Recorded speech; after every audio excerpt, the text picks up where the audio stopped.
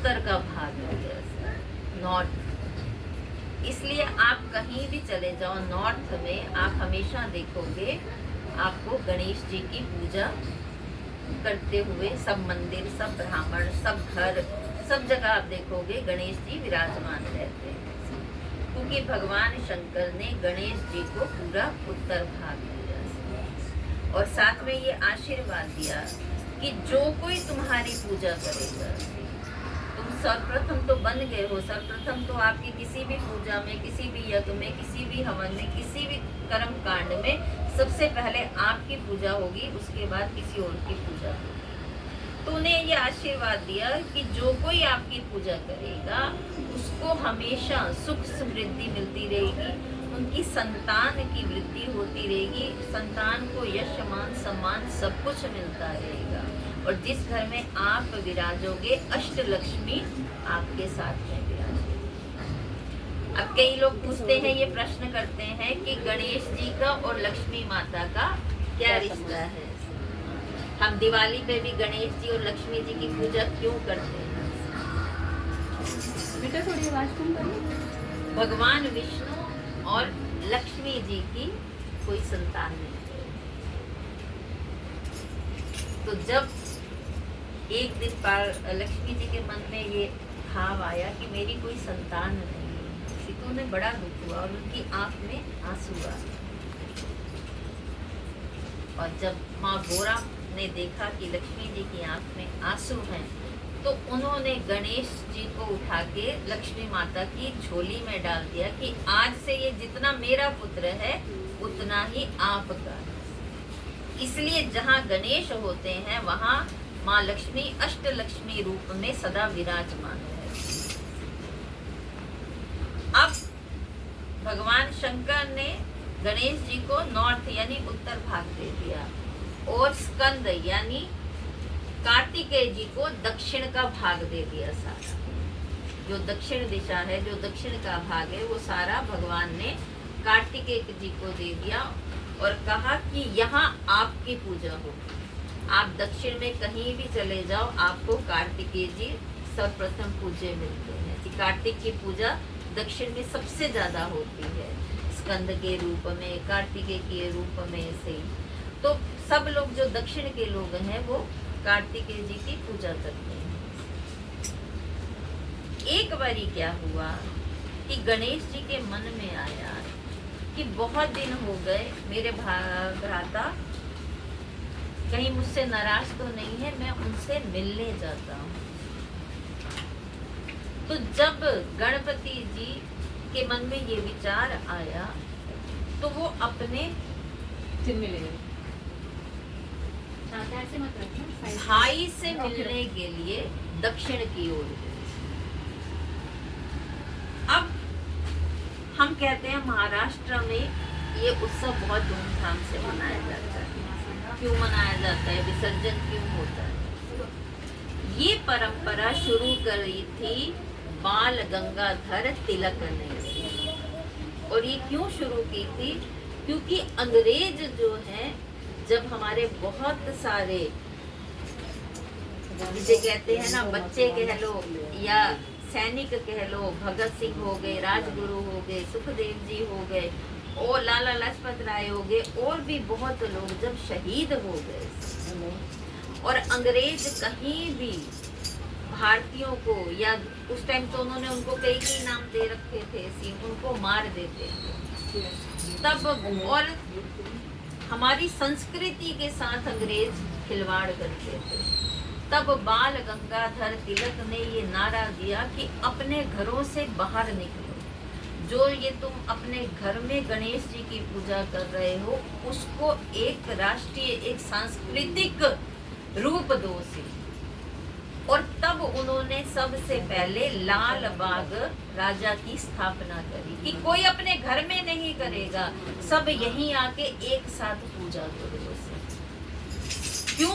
क्योंकि अंग्रेजों को मुंह तोड़ जवाब देना है कि जो हमारी भारत की संस्कृति है वो सबसे ज्यादा सर्वश्रेष्ठ है, और कोई कितनी भी कोशिश करे उसको आप खंडित नहीं कर सकते। और दूसरा काम ये था कि इन 10 दिनों में जो भी गुप्त वार्ता होती थी वो की जाती थी पंडालों में, क्योंकि इतनी जब सबको कहा कि सब लोग बाहर निकल के आओ, तो इतनी रश में अंग्रेजों में इतनी हिम्मत नहीं थी कि वो किसी को गिरफ्तार कर सके, कहीं गोली चला सके या किसी को मार सके ऐसे। तब ये लाल बाग की परंपरा शुरू हुई और फिर उसके साथ एक कहानी जोड़ी गई कि भैया कि गणेश जी 10 दिन के लिए आए हैं और वो यहीं स्थापित रहेंगे। कहीं आता है कि एक बुढ़िया ने उन्हें अपने घर में निमंत्रित किया और वो 10 दिन उसके घर में रहे। एक कथा आती है कि वो अपने भाई कार्तिकेय से मिलने गए और यहाँ रुके, इसलिए हमने ये किया। कहने का मतलब है कि उस एक विधान को एक रूप देना, और उस विधान को एक रूप देने के लिए उसके साथ कई परंपराओं को, कई कथाओं को जोड़ा गया। दूसरा कारण ये था कि जब लोग अपने अपने घर में सिमट के रह जाएंगे तो देश के बारे में, अपनी संस्कृति के बारे में, अपनी परंपराओं के बारे में हम अपने बच्चों को क्या धरोहर देके जाएंगे, क्योंकि ये अंग्रेज उसको सबको नष्ट करने पे तुले हुए। तब जब इतने बड़े आप गणपति लेके आए हैं और ये उन्होंने आग्रह किया है कि आप अपने घरों में पूजा मत करो, आप सब मिल के पूजा करो, एक साथ आओ, ताकि दुश्मन को आपकी शक्ति का एहसास हो और उसे डर लगे, उसे भय लगे। और तब उन्होंने गणपति जी की स्थापना करी। लेकिन जैसे जैसे समय बीतता गया फिर वही परंपरा शुरू होगी। हर कोई अपने अपने जो स्थापना की थी वो लाल बाग के बादशाह की तो होती ही रही है, आज भी होती रही है। फिर लेकिन लोगों ने अपने घरों में भी उसको फिर से रखना शुरू किया। कोई 1 दिन, कोई आधा दिन, कोई 2 दिन, कोई 2 घड़ी, कोई 24 घंटे, जैसे जैसे जिसकी श्रद्धा भावना थी। लेकिन अगर हम उन कथाओं को भी जोड़ें से, तब भी ये बात बड़ी साफ है कि नॉर्थ में गणपति जी का कभी विसर्जन नहीं होता। अगर आप गणपति का विसर्जन करते हैं, इसका मतलब आप गणपति की पूजा से अपने आप को मुक्त कर रहे हैं। आपको गणपति की पूजा का अधिकार समाप्त हो जाता है। क्यों? अब ये बिल्कुल वैसी ही बात है जैसे मान लो आप अपने घर में किसी को बिठा के या ताला लगा के आप गए हो कि मैं 1 हफ्ते बाद घूमने जा रहा हूँ, 1 हफ्ते बाद मैं आ जाऊंगा ऐसी, और जब आप अपने घर में वापस आते हो तो आपका घर ही नहीं है। भैया हमने तो आपको विदा कर दिया, अब तो इस घर पे हमारा कब्जा है। तो गणपति का विसर्जन करने का अर्थ है कि आपके घर से रिद्धि सिद्धि भी जाती है, आपके घर से अष्टलक्ष्मी भी जाती है, आपके घर से भगवान भी जाते हैं। क्योंकि जहाँ पुत्र नहीं वहाँ माता पिता नहीं रहते, ना भगवान शंकर रहते हैं, ना माता पार्वती रहती है। क्योंकि विसर्जन इसलिए होता है कि अब देखा देखी लोगों में एक चाव हो गया, एक क्रेज हो गया है। फला ने अपने घर को सजाया, फला गणपति लेके आया, उसमें और आप ये देखो, ये जो माहौल है ये पिछले 7 से 10 सालों का है। 10 साल पहले कभी मैंने नहीं सुना, मैंने देखा कि किसी ने कि आप गणपति बिठाया हो किसी ने। लेकिन भैया वो मैं बम्बई अपने दोस्त के घर गया था, उन्होंने अपना बहुत अच्छा घर सजाया, मैं भी अपने घर को ऐसे होगा। उसने किया, फिर पड़ोसी आ गया, पड़ोसी ने कहा उसका पड़ोसी, उसका पड़ोसी। तो एक कहावत मुझे हमेशा याद आती है, हमारे यहाँ कहा जाता है कि गंजे को देख के अपने बाल नहीं नोचने चाहिए, लेकिन यहाँ सब गंजे को देख के अपने बाल नोचने पे लगे कि मुझे बाल नहीं रखने, मुझे भी गंजा हो। फिर उसके बावजूद फिर उनकी गति की नहीं खराब और उसके बाद नॉर्थ इंडिया का बेटा है जो महापाप होता है, जो महापाप होता है, आप